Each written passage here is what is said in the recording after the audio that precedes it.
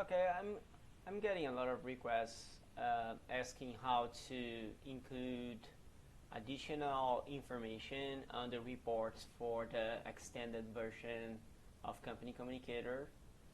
Um, First thing, so this is the article where I'm describing the additional features related to reporting.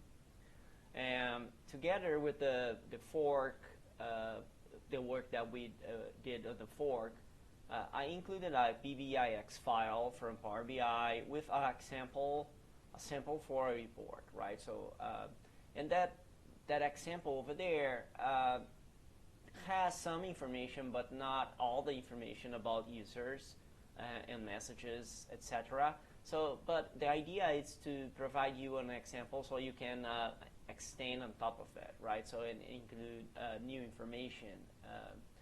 So, this is the article that describes, how to access the version and also get the PBIX file.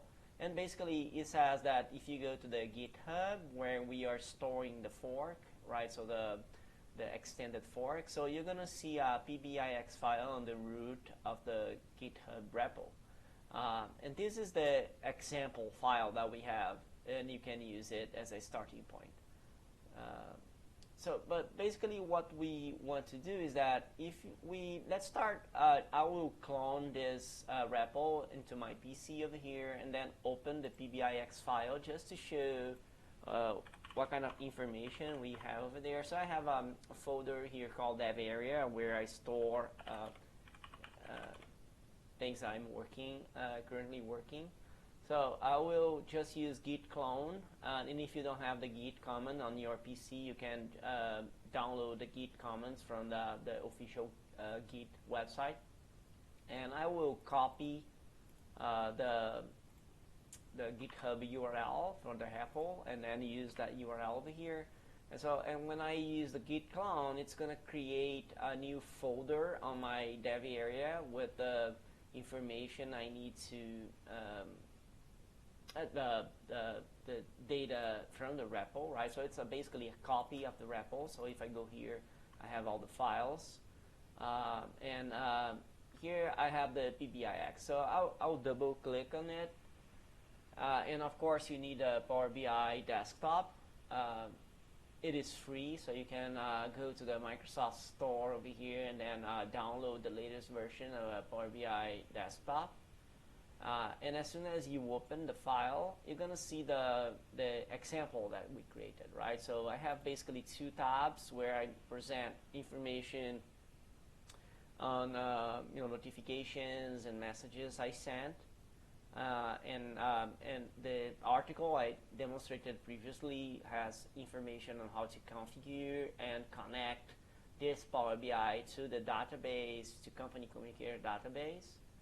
But what we are interested now is that on the notifications tab over here, so you have this table here that basically you search for a specific message and you want to know all the users that read the message. So I have this column, read status, that basically presents through if that person read the message, and false if it's still not read the message, right? And the user code, it identifies unique users. But the thing is that if you go to the sent notification data table, you're going to see that that table is limited in the sense that I don't have the names for each one of the users.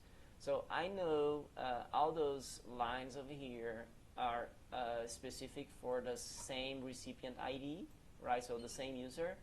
But I don't have actually the information on who is that user.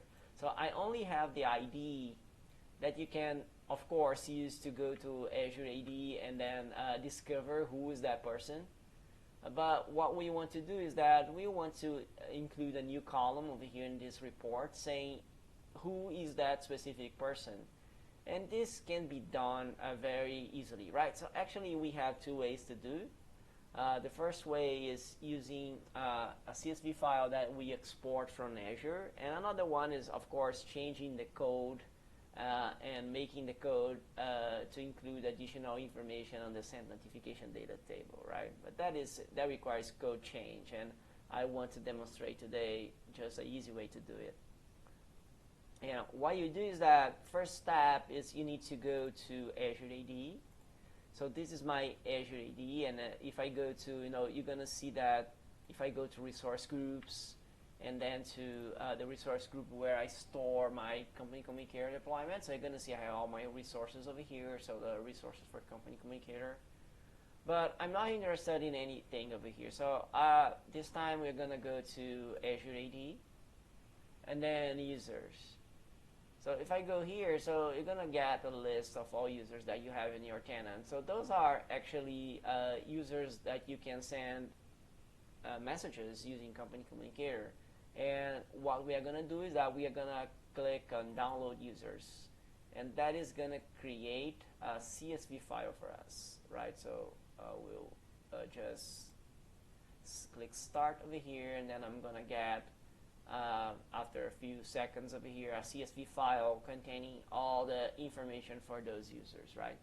So you can also do that using a script, I believe. So you just command an export operation from here, or you can also use the Graph API or any other means to go to Azure AD and export the information you need. So you basically need the user ID and the name, right? So if you want to provide names on the table over there.